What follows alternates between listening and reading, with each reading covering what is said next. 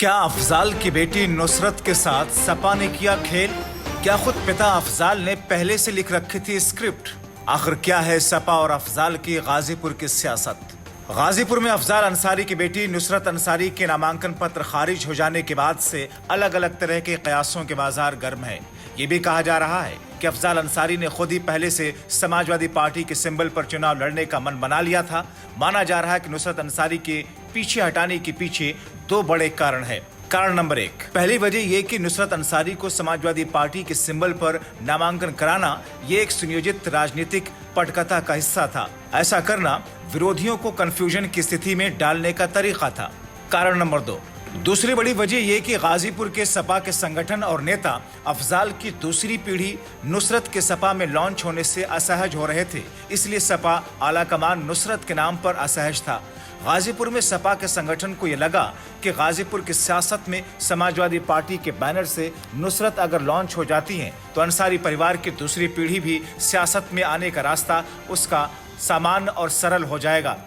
ऐसे में पार्टी से जुड़े अन्य लोगों के लिए राजनीतिक विकल्प बंद हो जाएंगे। गाजीपुर के सपा संगठन ने अखिलेश पर दबाव बनाया और आलाकमान नुसरत पर असहज हुआ। इनके साथ साथ कई कहानियां इस समय चल रही हैं। अगर आपको साथ ही साथ इसके नियमों से भी अवगत कराएं तो आपको बताएं कि नुसरत ने ये नामांकन डमी कैंडिडेट के रूप में किया था, यानी कि अफजाल अंसारी के नामांकन में अगर कोई दिक्कत आती तो पार्टी सिंबल नुसरत को ट्रांसफर हो जाता।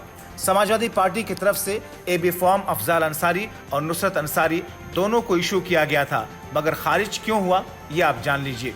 अफजाल अंसारी ने फॉर्म एबी में समाजवादी पार्टी के मुख्य प्रत्याशी के तौर पर पर्चा दाखिल किया था, जबकि नुसरत ने समाजवादी पार्टी के वैकल्पिक प्रत्याशी के तौर पर अपना पर्चा दाखिल किया था।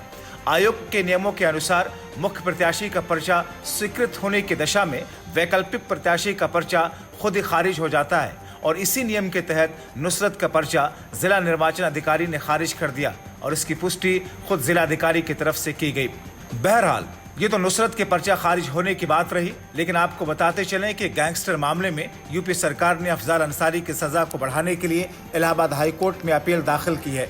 हाई कोर्ट ने राज्य सरकार की अपील को स्वीकार करते हुए अफजाल की सजा को चुनौती देने वाली अपील के साथ सुनवाई का फैसला लिया है, जिस पर 20 मई को सुनवाई होगी। ऐसे में हाई कोर्ट से अफजाल अंसारी को अगर राहत मिलती है तभी वो लोकसभा चुनाव लड़ पाएंगे, वरना उन्हें चुनावी मैदान से हटना होगा। और दूसरी तरफ नुसरत अंसारी का पर्चा खारिज हो चुका है, यानी कि अगर अफजाल अंसारी को राहत नहीं मिलती है और बतौर प्रत्याशी अफजाल का पर्चा खारिज हो जाता है तो फिर यहाँ पर इंडिया गठबंधन बिना प्रत्याशी के रह जाएगा। ऐसी स्थिति में बीजेपी की अगुवाई वाली एनडीए के लिए रास्ता काफी आसान होगा। Bureau report, TV7 Bharat.